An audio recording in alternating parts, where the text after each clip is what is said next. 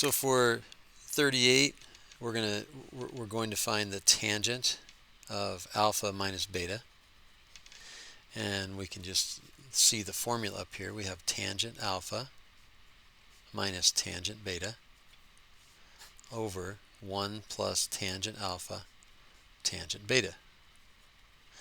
Okay, well, again, we need to build our triangle. So it says that the cosine of the angle is 1/2, and the angle is in between negative pi over 2 and 0. So what does that look like? So it's down here, and let's see, cosine is adjacent over hypotenuse, and so that's a 1. This is one of the special angles, right?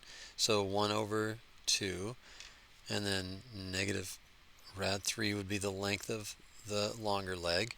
That's the alpha, and then the beta is in between 0 and pi over 2, so we're going to fit that in right over here, and sine is equal to 1/3, so 1 opposite over hypotenuse, and that means 3 squared minus 1, 9 minus 1 is 8, so this longer leg has a length of radical 8, which we know to be 2 radical 2.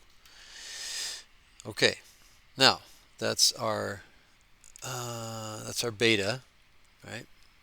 Okay, so now we just replace tangent of alpha with whatever the tangent of alpha is. So the tangent of alpha is negative rad 3 over 1, so we have negative rad 3 minus the tangent of beta. So here's beta, and the tangent of beta is 1 over 2 radical 2. So let's actually simplify that. 1 over 2 radical 2.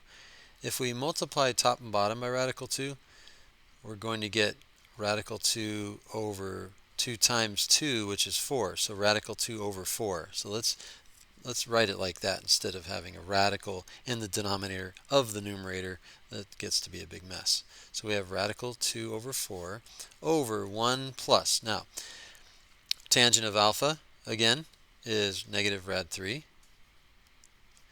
Tangent of beta, again, is rad 2 over 4.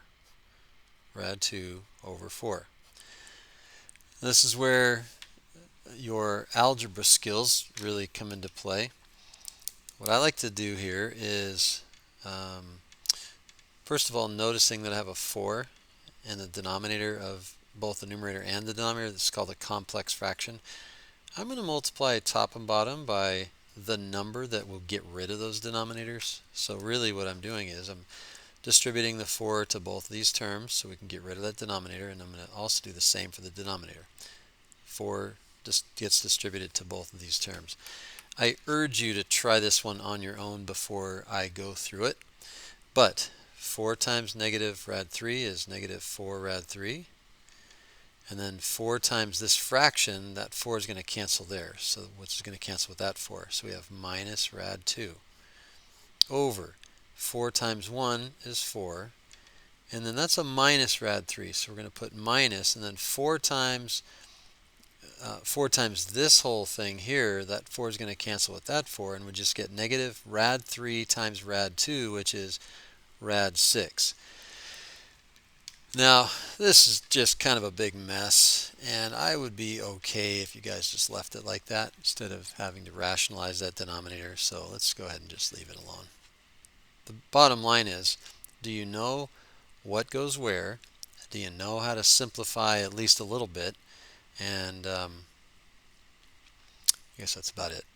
So hopefully that makes sense, and let's move on to problem number 40.